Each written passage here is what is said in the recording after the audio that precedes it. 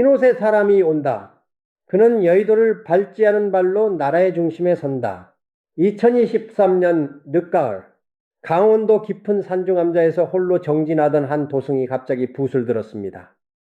그는 아무도 없는 방 안에서 종이 한 장에 다음 두 글자를 적었습니다. 그리고 그 종이를 접어 제자에게 건네며 단 한마디를 남겼습니다. 정민년이 오거든 이것을 펼쳐라. 제자는 스승의 말뜻을 몰랐습니다. 그러나 2027년이 밝아오는 날 아침 그 봉인된 종이가 마침내 열렸습니다. 그리고 그 안에 적힌 문장 하나가 지금 이 나라를 조용히 뒤흔들고 있습니다. 타너 스님의 예언. 그 이름을 아는 사람은 많지 않습니다. 어느 사찰의 기록에도 어느 언론의 지면에도 그의 이름 석자는 등장하지 않습니다. 그러나 전국의 무속인과 역학자들 사이에서는 이미 10여 년 전부터 그 이름이 조용히 오가고 있었습니다. 스스로를 감춘 채 수십 년을 정진해온 이 노승은 세상 사람들이 찾아와도 문을 열지 않았습니다. 단 한 번도 스스로 입을 열어 예언을 공표한 적이 없었습니다. 그런 그가 특별한 날에만 특별한 사람에게만 종이를 건넸고 그 종이들이 하나씩 펼쳐질 때마다 세상은 소름 끼치는 일치를 목격해야 했습니다. 그가 처음으로 기록에 남겨진 것은 2008년의 일입니다. 그해 가을 한 지방신문 기자가 산중을 헤매다 우연히 그의 암자를 발견했습니다. 기자는 노승에게 아무것도 묻지 않았습니다. 그저 물 한 잔을 얻어 마셨을 뿐입니다. 그런데 타너 스님의 예언은 자리에서 일어나더니 서랍에서 작은 쪽지 하나를 꺼냈습니다. 이걸 가져가시오. 때가 되면 의미를 알 것이오.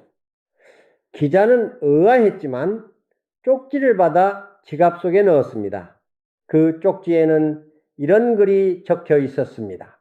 새가 흔들리고 나무가 꺾인다. 그러나 물은 제자리를 찾는다. 기자는 대수롭지 않게 여겼습니다.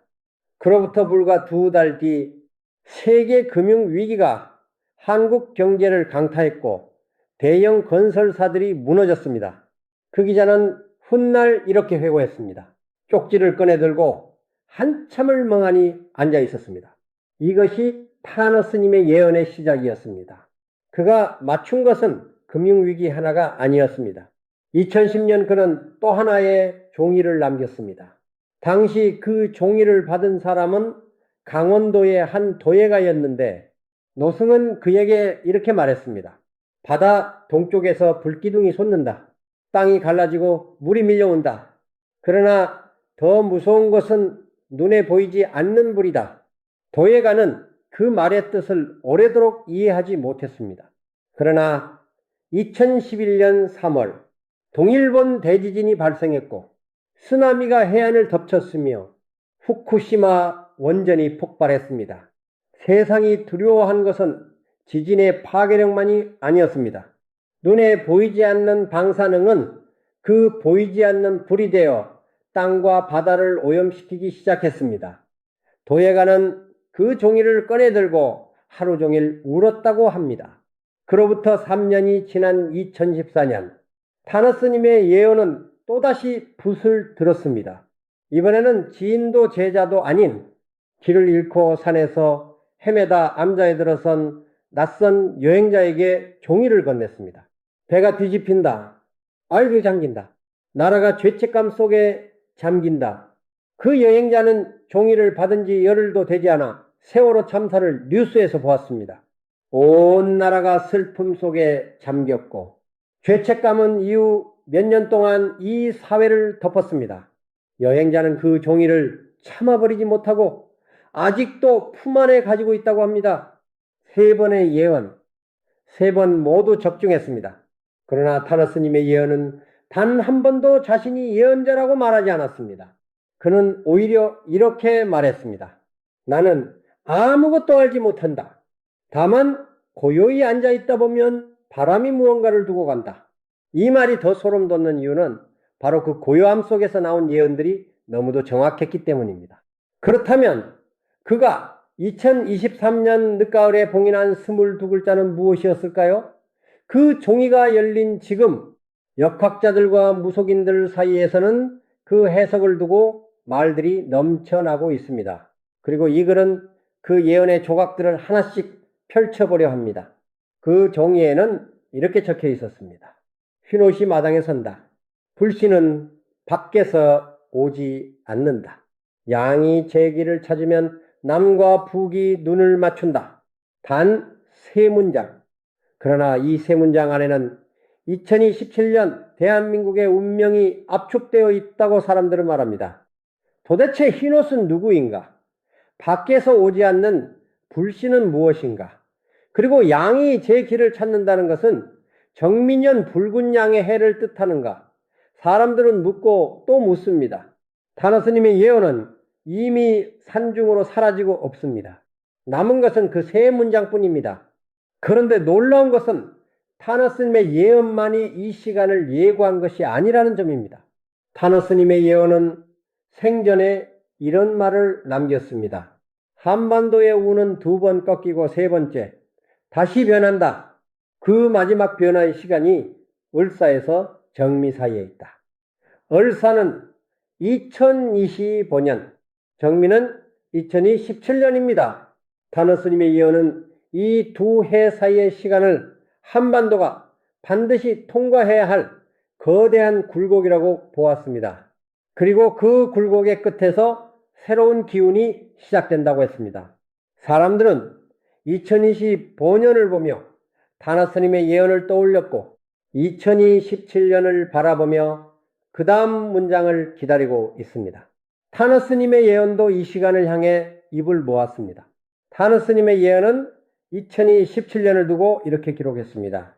아시아의 작은 반도가 거대한 무게 중심의 역할을 떠맡게 된다. 그것은 힘으로 얻은 것이 아니라 균형으로 얻은 것이다. 힘이 아닌 균형. 이 한 단어가 2027년 대한민국을 설명하는 핵심 열쇠처럼 들립니다. 그리고 동북아시아의 역학자들은 오래전부터 정민년을 두고 이렇게 해석해 왔습니다.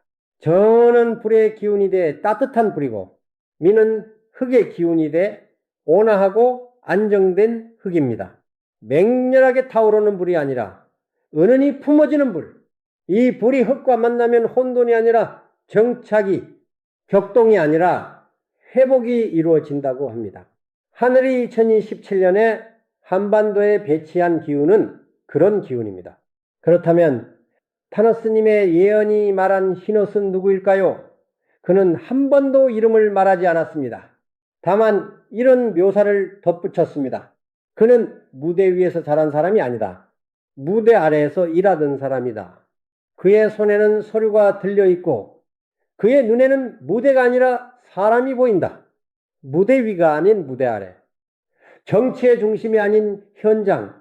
이것이 역학자들이 말하는 흰옷의 첫 번째 특징입니다. 여기서 흰옷이라는 표현을 단순히 의복의 색깔로 해석해서는 안 됩니다. 한국의 전통에서 흰옷은 두 가지 의미를 갖습니다. 하나는 순수함이고 또 하나는 상복입니다. 상복은 애도이고 애도는 무언가의 끝을 인정하는 행위입니다. 즉 흰옷의 지도자는 오래된 것의 끝을 인정하고 새 것을 시작하는 사람이라는 뜻으로 해석됩니다. 그는 낡은 무대를 계속 이어가려 하지 않습니다. 낡은 것에 조의를 표하고 새 무대를 세우려 합니다. 그리고 그 새 무대의 재료는 이념이 아니라 실용입니다. 진영이 아니라 현장입니다. 타너스님의 예언은 이 지도자에 대해 또 하나의 단서를 남겼습니다. 그는 말이 많지 않다. 그러나 침묵에도 무게가 있다. 사람들은 처음에 그를 알아보지 못한다. 그러나 가을이 오면 그의 발자국을 따라 사람들이 줄을 선다.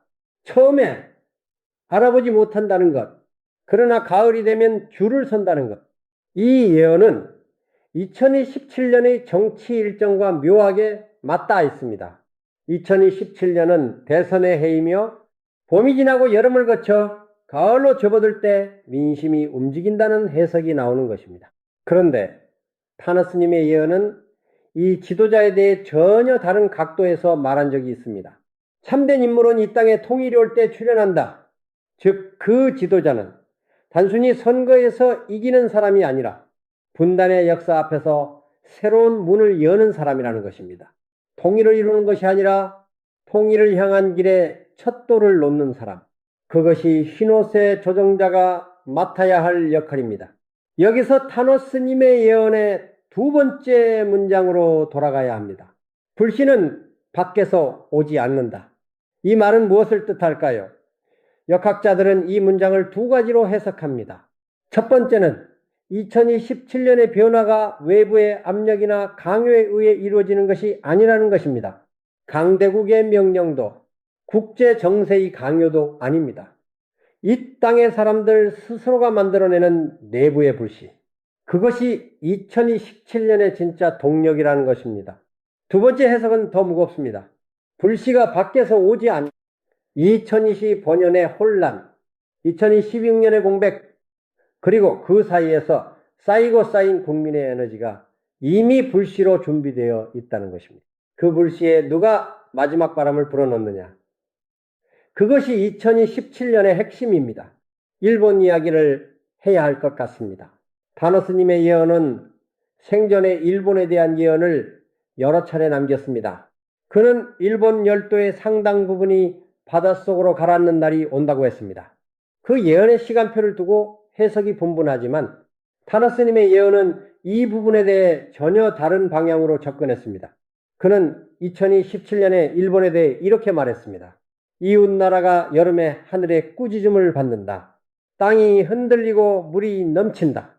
그러나 그것은 파멸이 아니다. 겸손을 배우는 계절이다. 여름의 재해, 땅이 흔들리고 물이 넘친다는 것은 지진과 홍수를 암시합니다. 그리고 그것이 파멸이 아니라 겸손을 배우는 계절이라는 표현은 일본이 그 재해를 통해 내적인 성찰과 변화를 맞이한다는 뜻으로 해석됩니다. 그런데 이 예언이 한국과 연결되는 지점이 있습니다. 일본이 흔들릴 때 동북아의 무게중심에 변화가 생긴다는 것입니다. 역학자들은 이것을 두고 저울 위의 추가 움직인다는 표현을 씁니다. 한쪽이 내려가면 다른 쪽이 올라갑니다. 일본이 내적인 어려움과 씨름하는 동안 한국은 그 공백 속에서 새로운 역할을 부여받습니다. 타노스님의 예언이 말한 아시아의 작은 반도가 무게중심을 떠맡는다는 예언이 바로 이 맥락 속에 있습니다. 타노스님의 예언은 이 전환을 두고 더 구체적인 단서를 남겼습니다. 해가 기울면 달이 빛난다. 그러나 달은 스스로 빛나지 않는다는 것을 안다. 그래서 달의 나라는 오만하지 않다. 해가 기우는 나라, 달이 빛나는 나라. 동양의 전통에서 해는 양기의 정점, 강한 빛을 발산하는 중심입니다. 달은 부드럽고 반사하며 주변을 품는 기운입니다. 타노스님의 예언은 2017년 한반도의 기운이 달의 기운이라고 말합니다.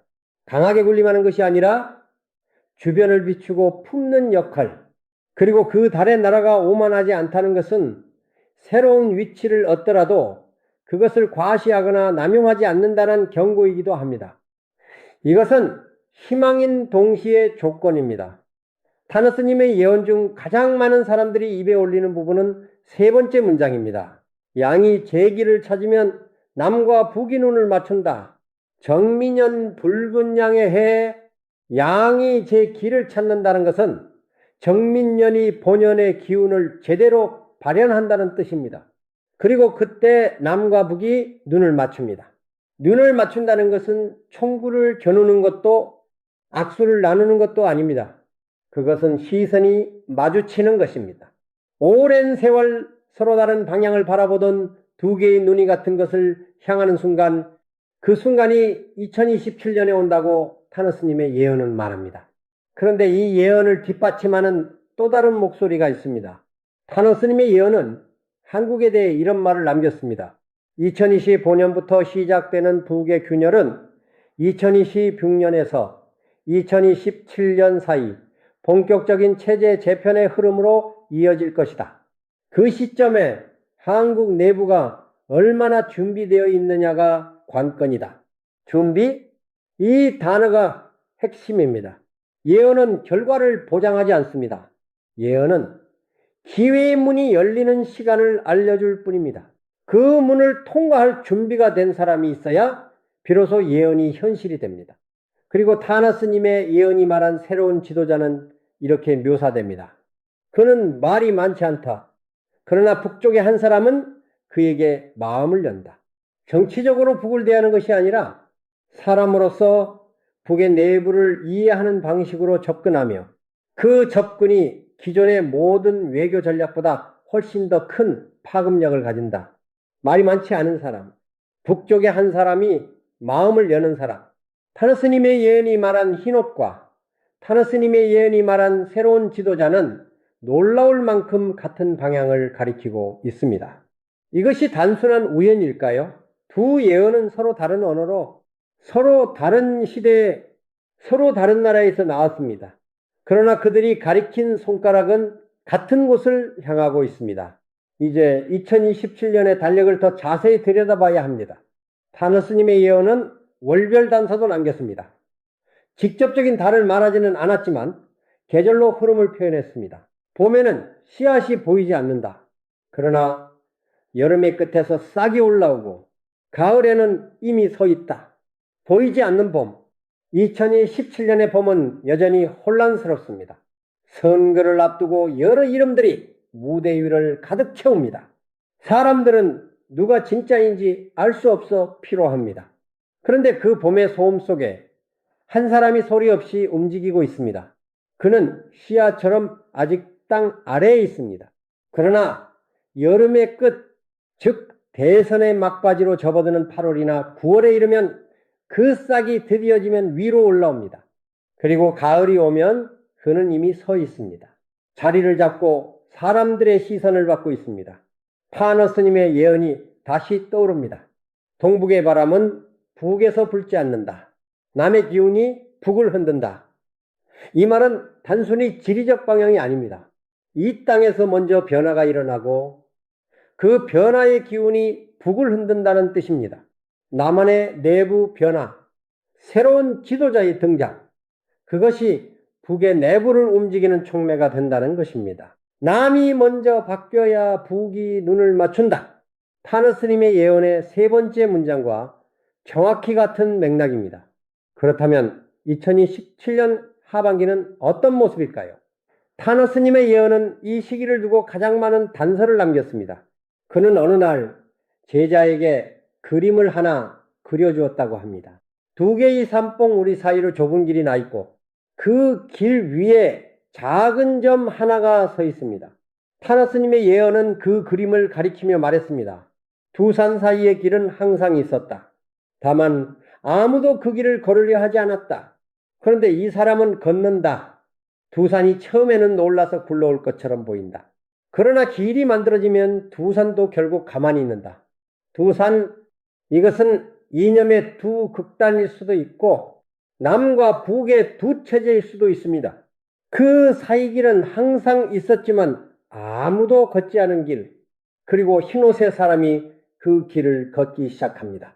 역학자들은 이 시기를 2017년 7월에서 11월 사이로 봅니다. 정민년의 불기운이 가장 충만하면서도 흐르게 안정감이 더해지는 이 계절에 남북 사이의 실질적인 소통이 처음으로 물꼬를 튼다는 것입니다. 거대한 선언도 현란한 악수도 아닙니다. 작고 조용한 시작.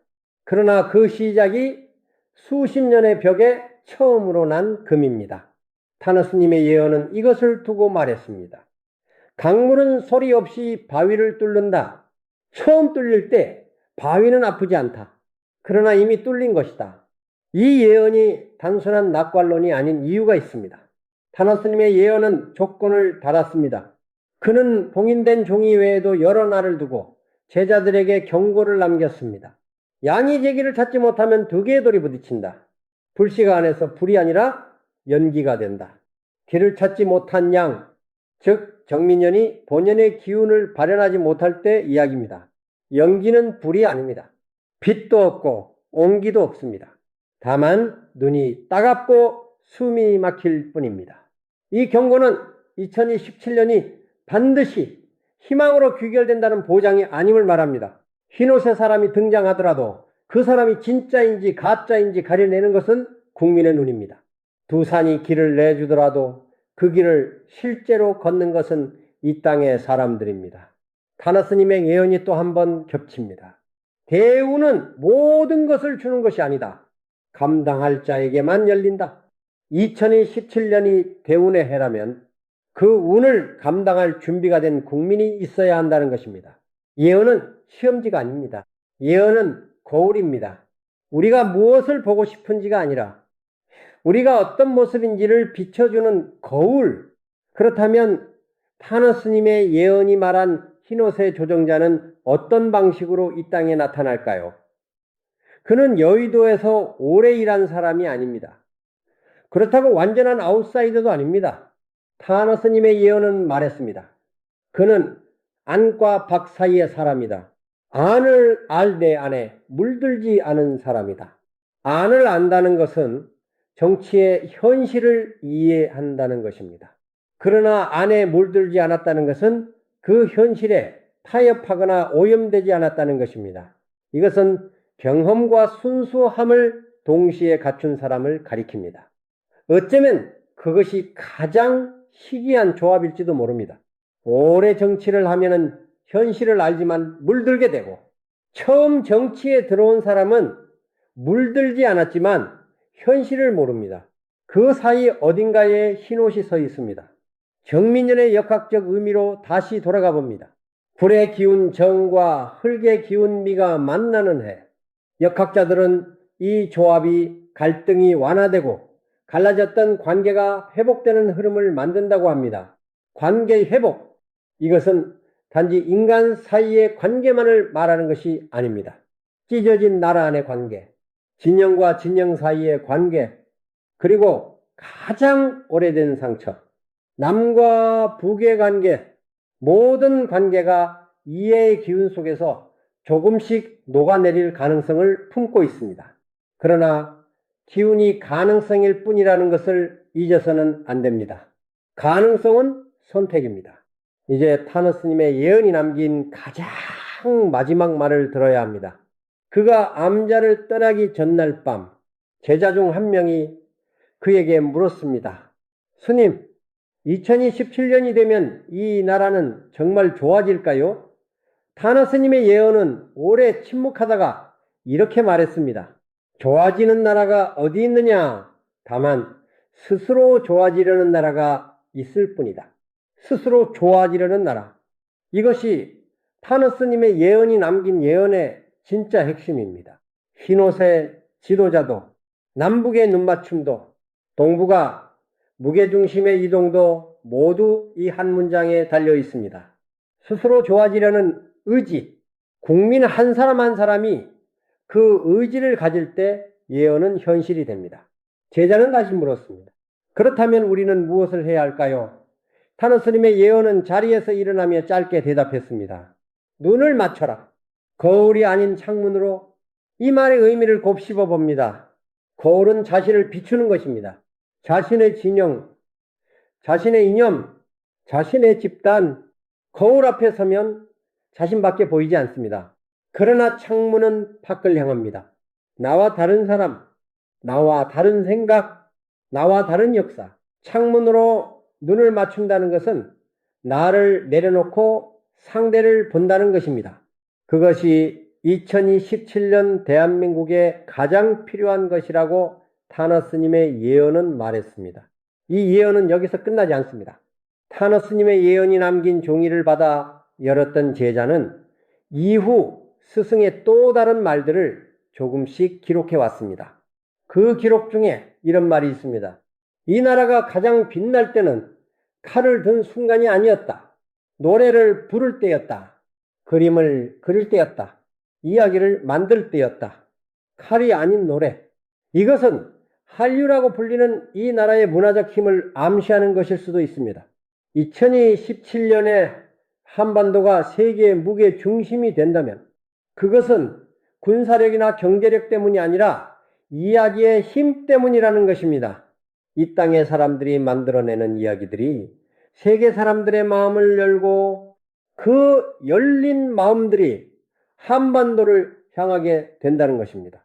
그리고 그 이야기들의 희미남과 북 사이의 벽도 조금씩 녹인다는 것입니다. 타너스님의 예언도 비슷한 말을 남겼습니다. 한반도가 세계의 중심이 될 때 국제적인 권능의 지도자가 이 땅에서 출현한다고 했습니다. 그 지도자의 역할은 단순히 국내 정치의 수장이 아닙니다.